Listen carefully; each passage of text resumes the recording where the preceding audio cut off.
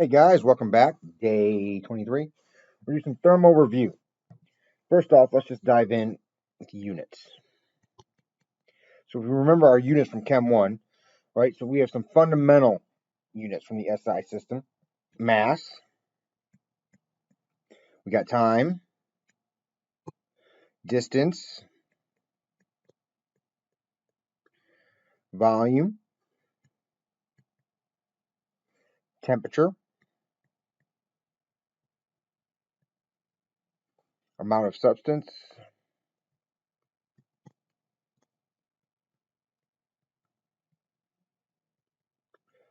Electric current.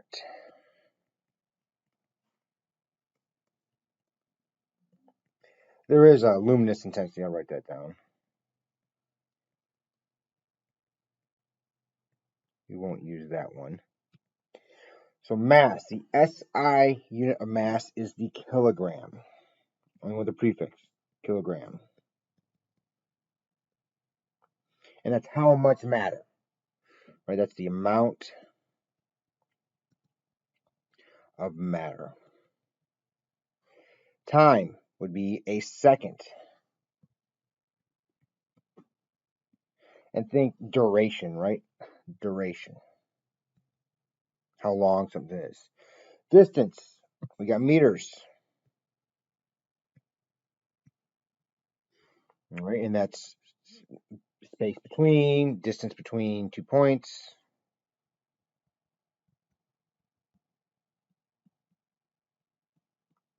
Volume, how much space something occupies, and that's the liter.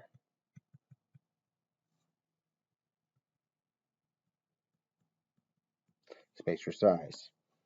Temperature, Lord Kelvin. Kelvins. This is a measure of thermal energy. Amount of substance, of course, is the mole. Right? We know this is the number of particles.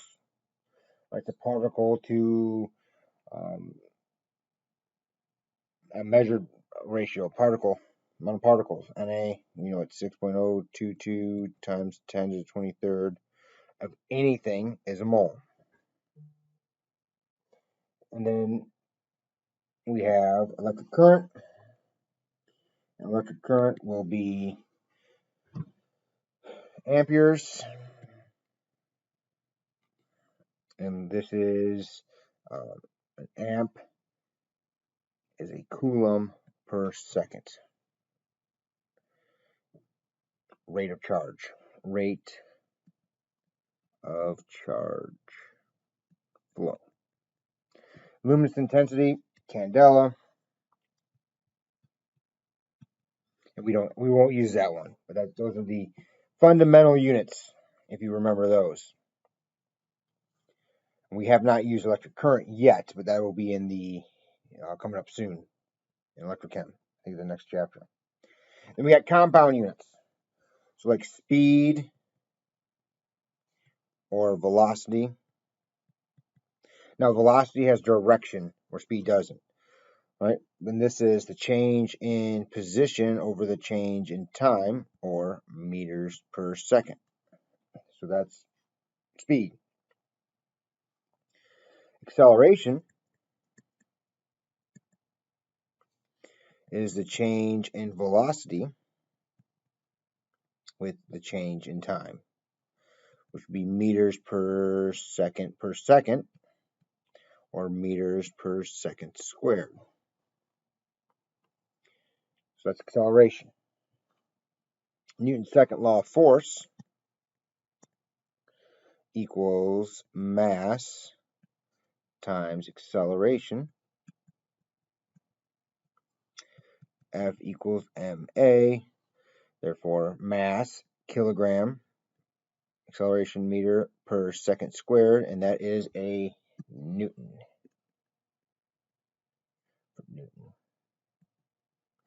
So force is used in newtons. How the mass, acceleration. Basically, if you have a kilogram of water, or a liter of water, excuse me, which is a kilogram, like a Nalgene bottle, and you accelerate that, all right, you're going to accelerate that, put the force on there to accelerate a meter, you're going to get a joule. And so work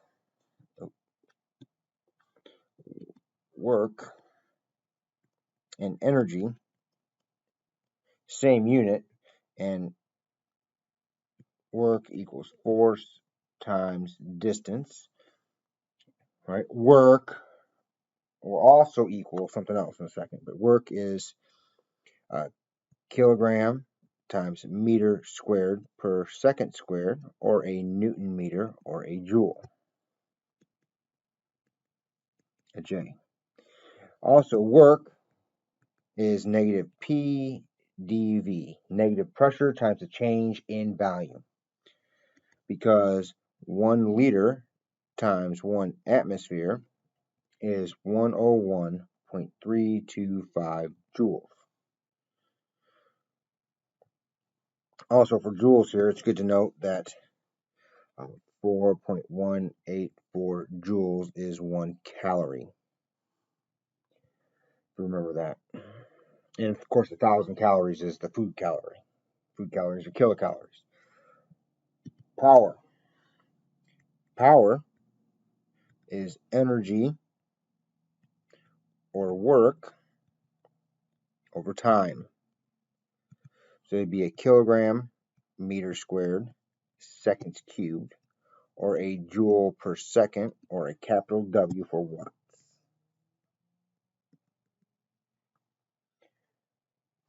Those are our units. So we got joules and watts. They're related by time.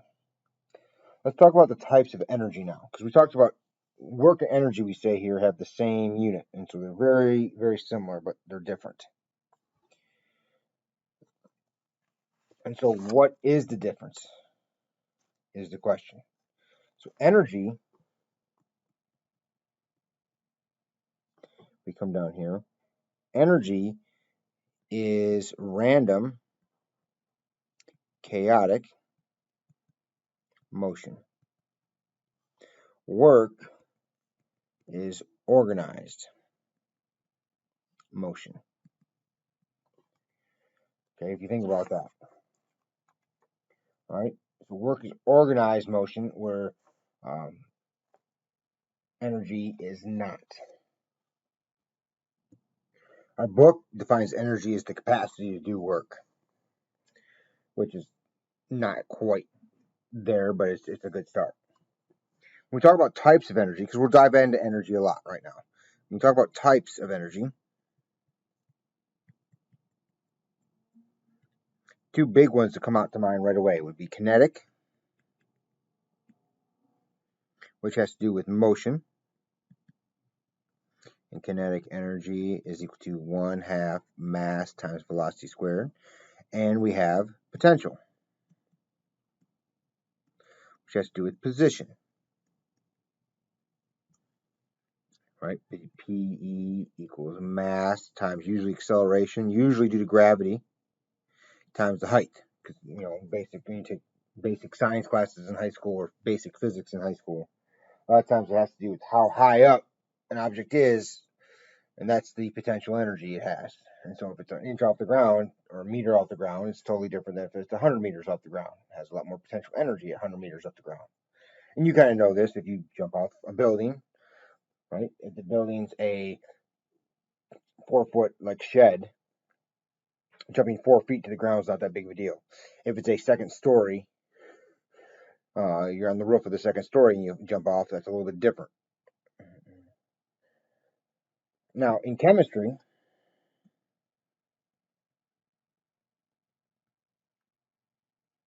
chemical potential energy is due to the relative positions of the electrons and nuclei in atoms and molecules. I mean, you can think of it as the bonds, It's not always the bonds.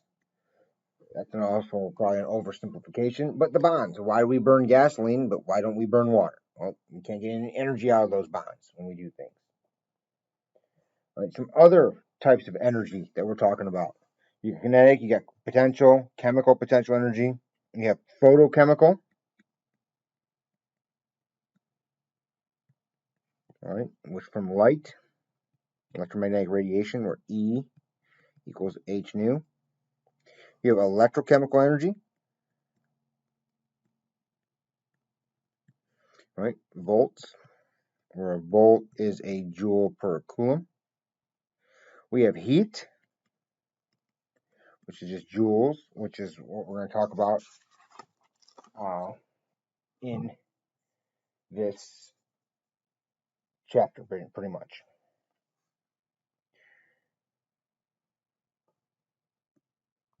So let's revisit our first law of thermodynamics,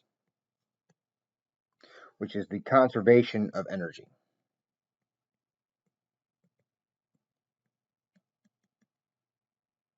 Energy is neither created nor destroyed, right? The energy of the universe is constant.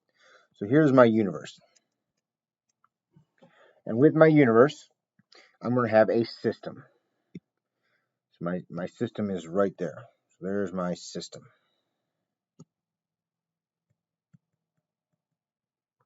Which means that everything outside the system is the surroundings. So now there are some assumption here is that the universe is a closed system, which means that there's no heat or energy going into or out of the universe. Okay. System has some E. Right? Why is that a good assumption with the universe? Well, we don't have a door to the universe yet, right? We have not seen it. So we observe there is no door to the universe. We don't know if it's infinite, finite. We're assuming it's infinite. I haven't read up on this in a while, so I don't know if there's any changes lately. But as far as we know, the universe is a closed system. That means there's no mass or energy coming into or out of it. So that's why the first law is the conservation of energy. The energy of the universe is constant. There's a system, surroundings, and we'll come back to this picture, but the system has E, right? And so E, what is this E? E is internal energy.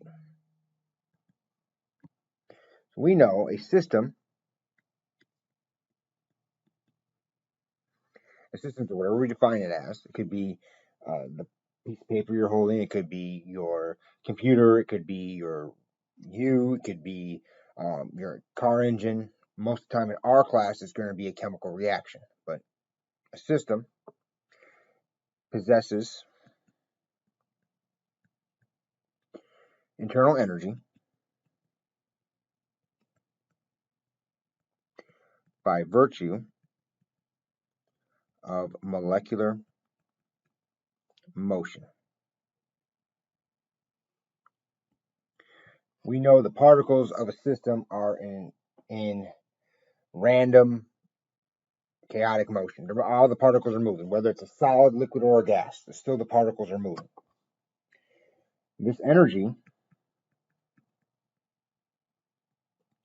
is a random or incoherent motion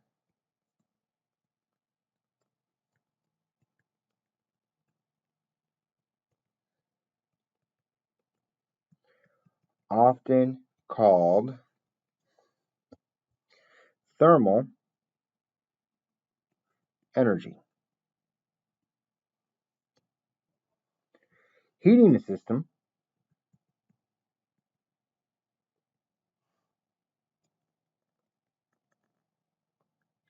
increases the incoherent motion of the particles in the system.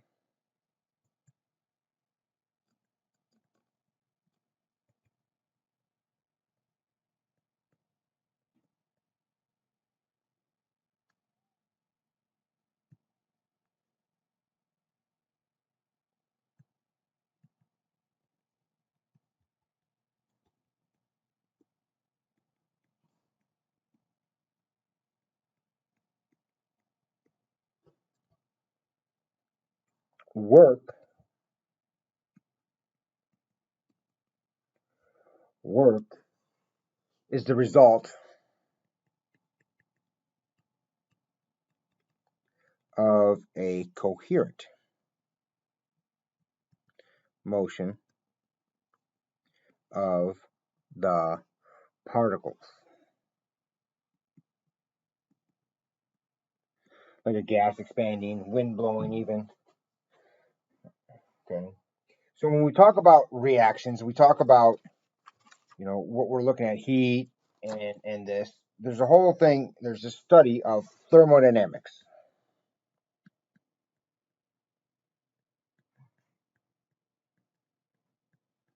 And this is basically, originally was the study of how heat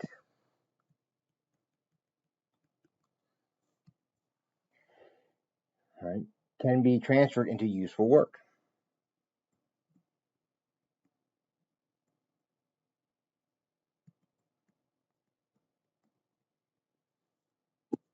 Heat to work. And so that's often the lens we look at this. So if I have an XY coordinate here, we look at a reaction. So if I have just a reaction, and I have energy in joules, I have some type of reactant,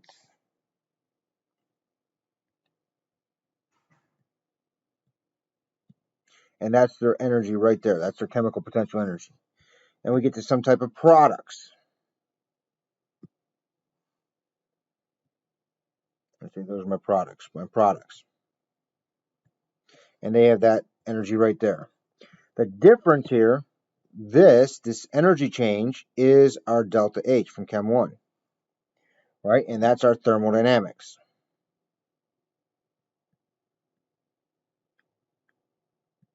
How we go from reactants to products, that is our kinetics. And the main part of this, if you remember, was EA, activation rate, and that's kinetics. So when we talk about how fast a reaction goes,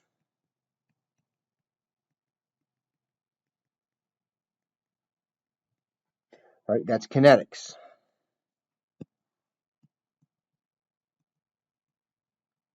Which has to do with EA, right? It's mostly dependent on EA. Okay, so that EA is, if EA goes up or down, that's pretty much how fast the reaction goes, right? There's, of course, a couple more factors, but the lower the activation energy, typically that is the faster the reaction. That's what catalysts do, lower the activation energy. Obviously, if you heat up a reaction, you're making it so that the EA, you're actually meeting activation energy faster, right? So EA is pretty much your limiting step. Another question that we can ask is, how far does the reaction proceed? And that will give us equilibrium,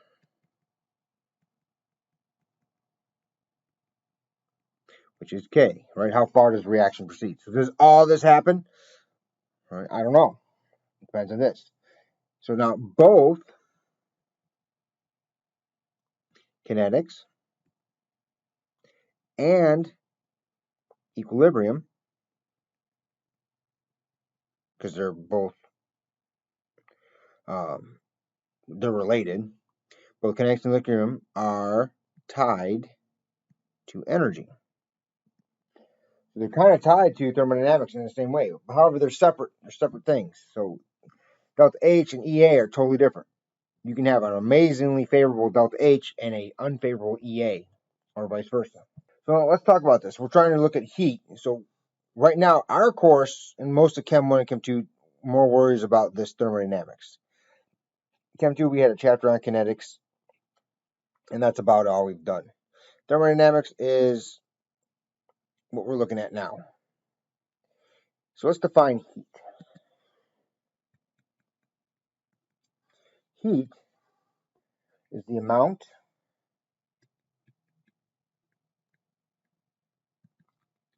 of thermal energy transferred from one object to another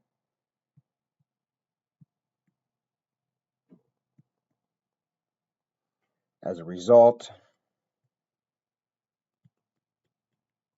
of temperature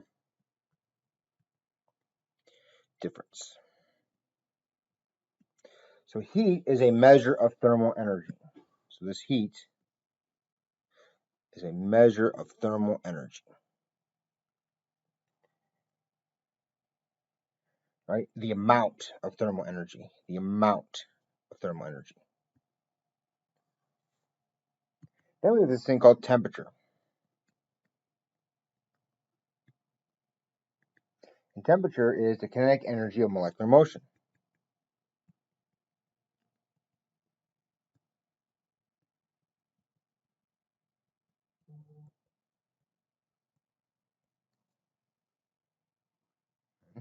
And it's actually it's a measure of thermal energy.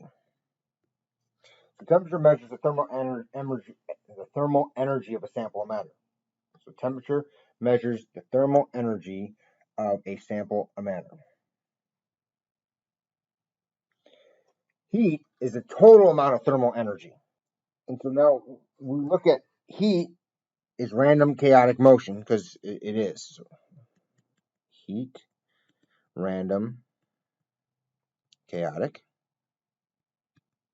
motion. And work is organized motion. A small picture here.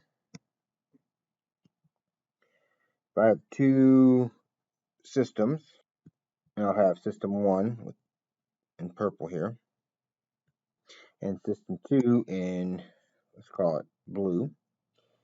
So system 1, if these are going every which way, it's just chaotic random motion. If that makes sense to you.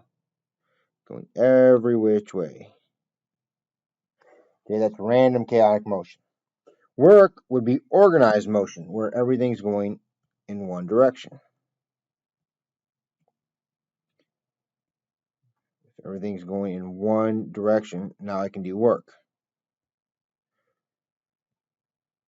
So that's the difference between heat and work. So system 1 and system 2 here. The reason we care about this, if we go back to our picture up here, this system has internal energy, right?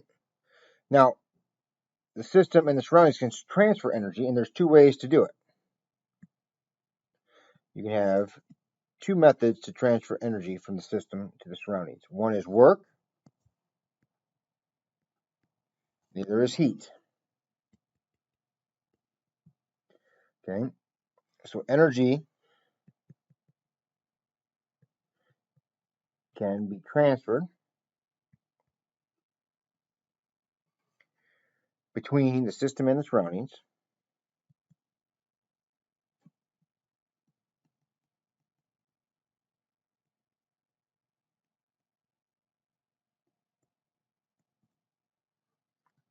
as work or heat.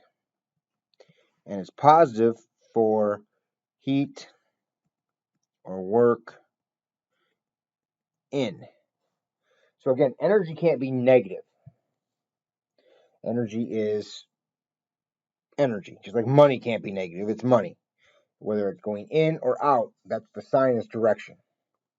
So this first law of thermodynamics is that the amount of energy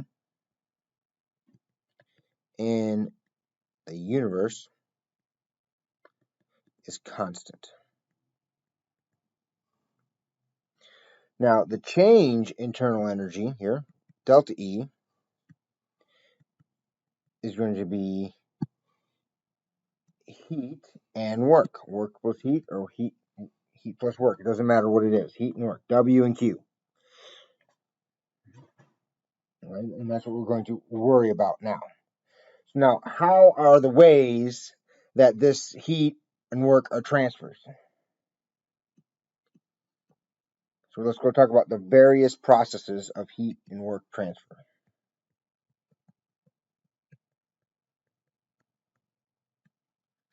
First one, constant volume. So constant volume, that means delta V is 0, no volume. So when work equals, let's use purple, work equals negative P dV. If dV is 0, that means work equals 0, which means delta E equals Q. Now, a lot of times they'll write delta E equals QV for using QV meaning constant volume. So a lot of times I put a little V there. Second one is adiabatic, no heat exchange.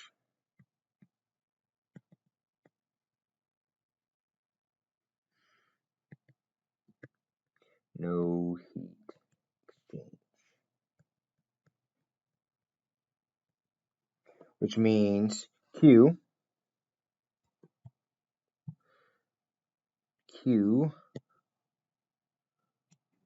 equals 0.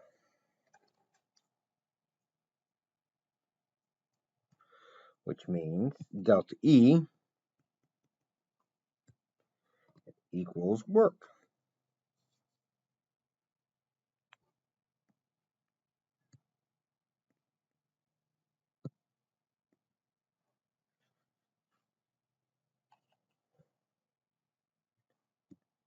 Third way is isothermal, which is no temperature change.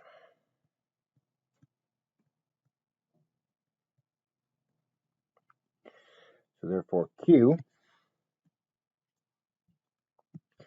will equal negative W. And I'll be honest with you, I didn't do any of these until physical chemistry, which is my 3rd year, and we won't do any of those here either. We will do the 4th way, which is constant pressure. Right? Where Q for P, for constant pressure, is equal to delta E plus P dV, which we say is delta H. Right? So delta H is the change in enthalpy. Right? So this is energy transfer or exchange at constant pressure. It includes work being done. Now, there's 3 ways to calculate delta H that we've talked about. So when we calculate delta H, 3 ways. First one was Hess's law, which is basically elimination. The second way we did delta H was the standard enthalpy change for a reaction is equal to the sum of this delta H standard formation of the products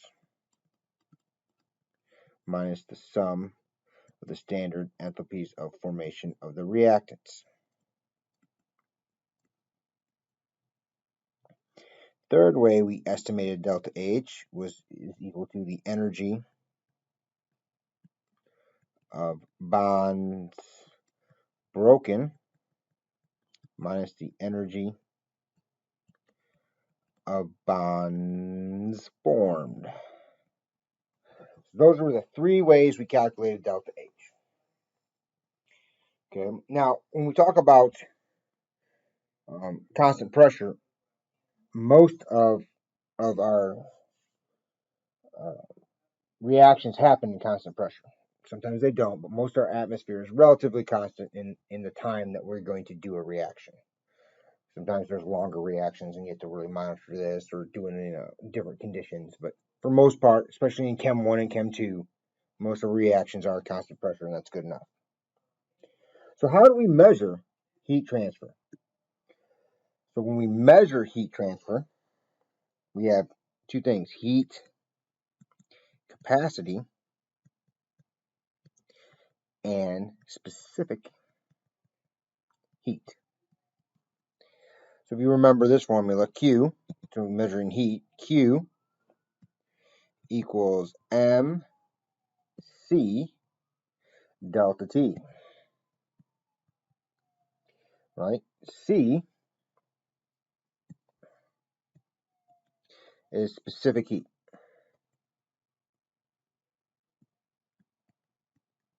which is used for homogeneous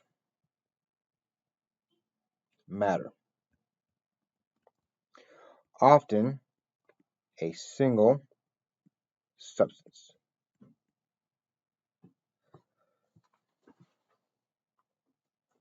Right, and it's an intensive property.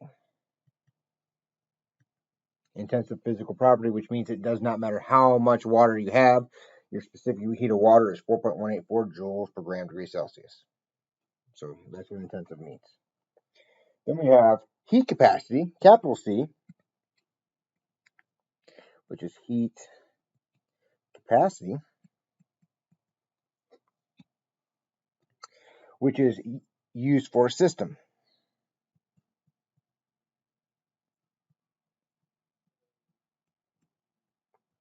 May be, and it may be heterogeneous.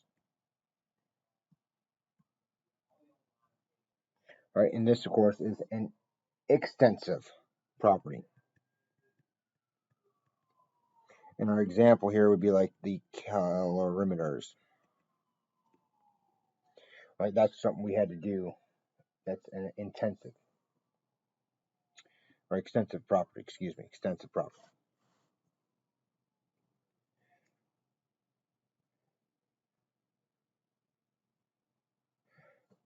Last one, molar heat capacity.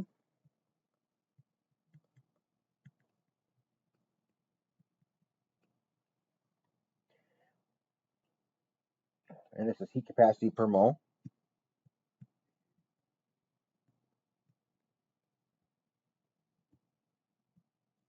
And that, of course, is intensive. And then, last but not least, we got changes in state.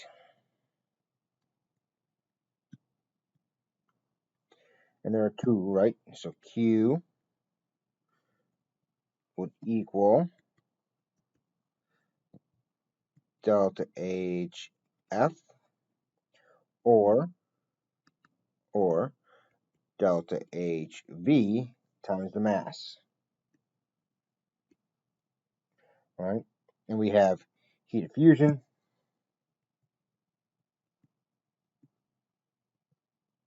which is a solid and liquid, and we have heat of vaporization, which would be a liquid and a gas. Right, so it changes the temperature, changes the state. So recapping the first law of thermodynamics from Chem 1, energy is conserved.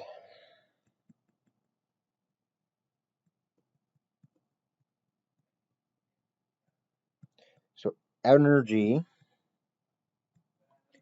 is never consumed, it is transferred.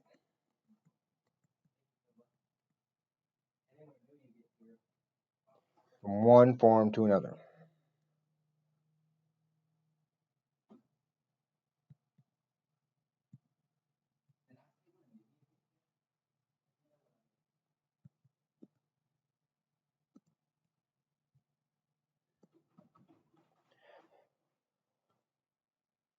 So if we step back and look at this first law, right? In terms of heat to work,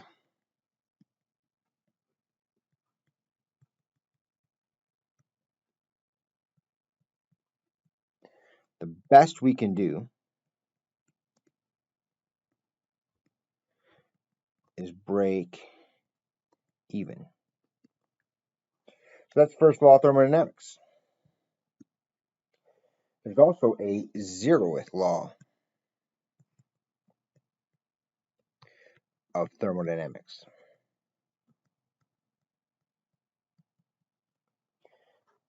So what is the Zeroth Law? If system A is in thermal equilibrium with system C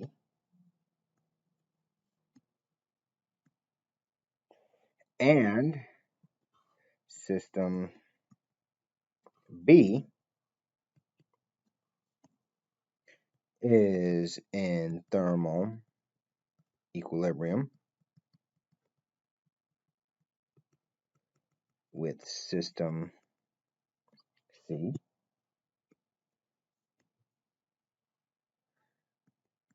then system A is in thermal equilibrium with system B.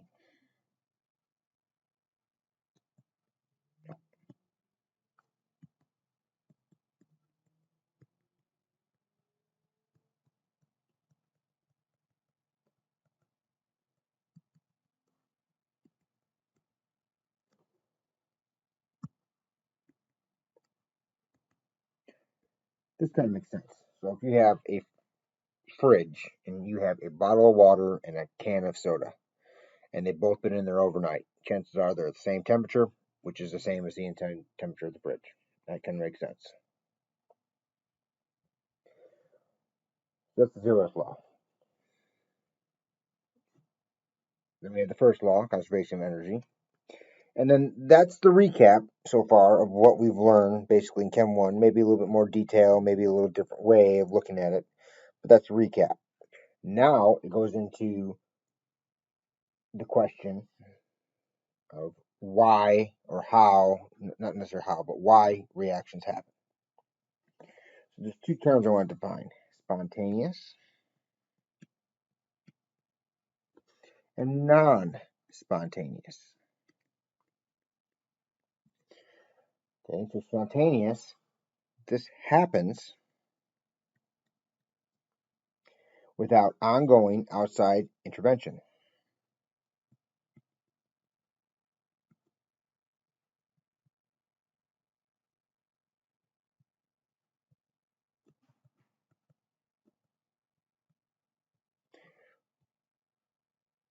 No ongoing work.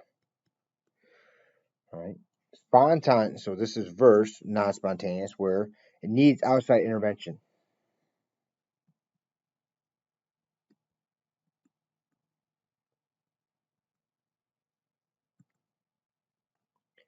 So that means work done to make happen. Grilling, if you are a griller. So let's go to propane. I know that offends some people off the top, but let's go to propane. If you turn on the gas, or I guess this works for charcoal too. If you just have charcoal there, it's not going to light itself. The gas won't light itself. Activation energy needs to be met. Once that activation energy is met, whether it's gas, the charcoal, it'll just burn until it's done.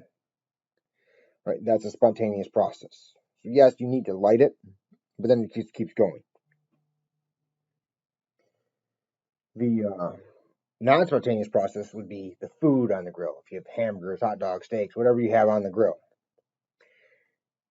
If you just put hamburgers on the grill and the grill's not on, the charcoal's not lit, or the propane's not burning, the hamburgers won't cook. They'll just sit there, start stinking. That's a much time. So cooking is a non-spontaneous process. Burning your propane is a spontaneous process. Right? This is important to things that how things work. This leads us to, and we'll end this video with just defining the second law of thermodynamics.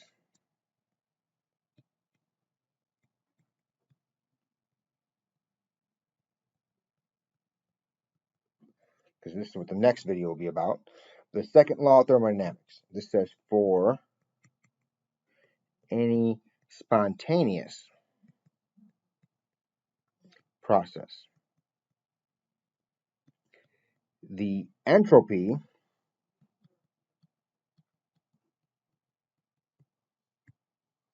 of the universe must increase.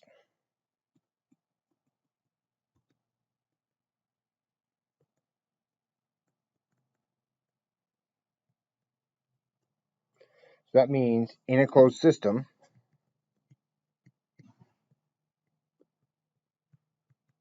which is our universe, entropy must increase.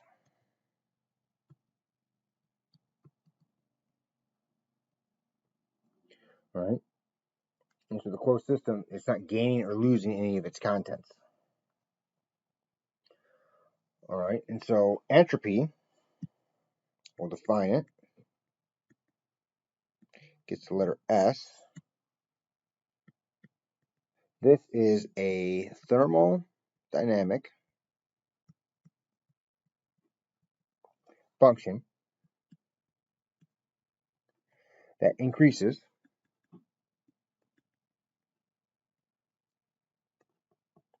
with the number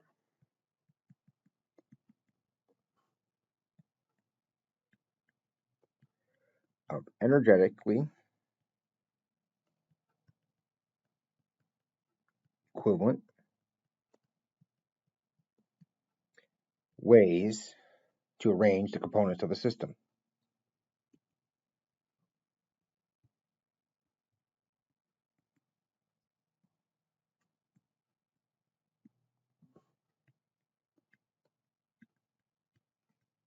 To achieve a particular state.